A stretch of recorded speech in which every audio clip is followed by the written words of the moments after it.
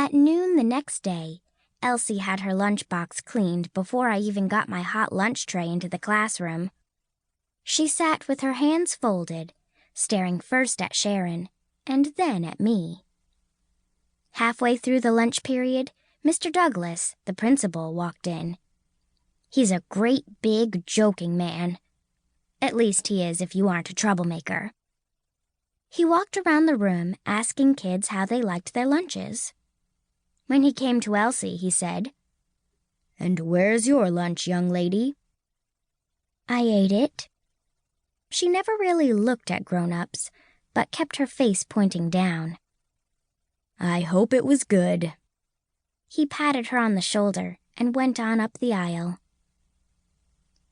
While I licked a smear of frosting from my fingers, I watched Elsie watching the teacher. When Mrs. Hanson bent her head to stir her tea, Elsie leaned back toward Sharon. "Are you going to eat your cake?"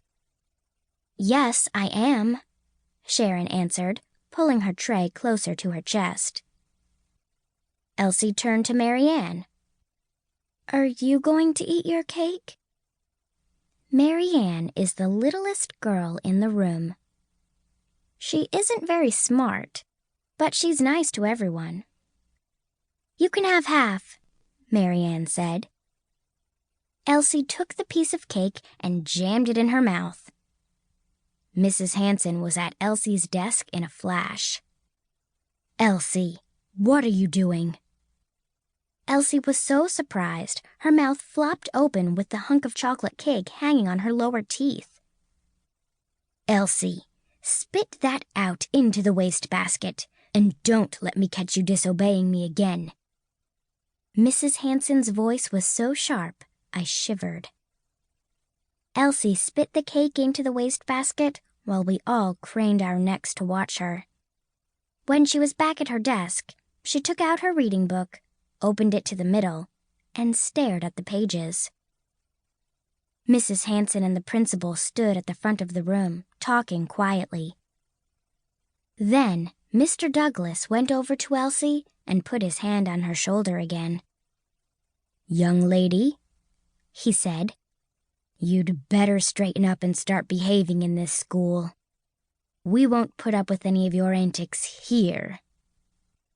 I wasn't certain what he meant by antics, but I wondered what Elsie had done in her other school. After that day, the boys started calling Elsie Scrounge, and she was the classroom reject. My mother says I should be nice to everyone. Either school was different when she was young, or she just doesn't remember. I'm not a mean girl, but I do have best friends. There are girls like Marianne who will play with anyone, and everyone still likes them. There's nothing to hate about Marianne.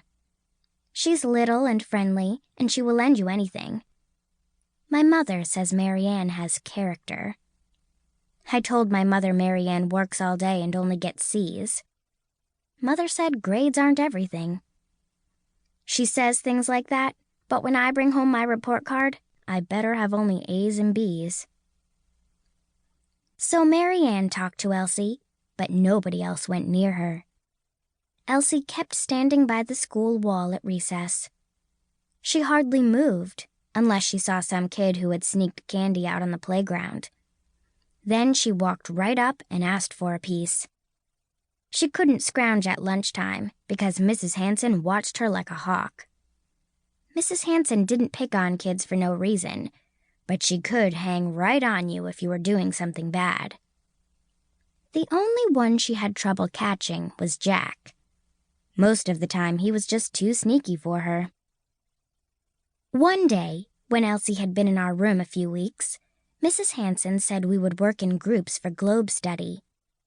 There were 7 world globes, so that meant 4 students would share each globe. Mrs. Hanson called on Marianne to choose the first group. Marianne chose me and Diane.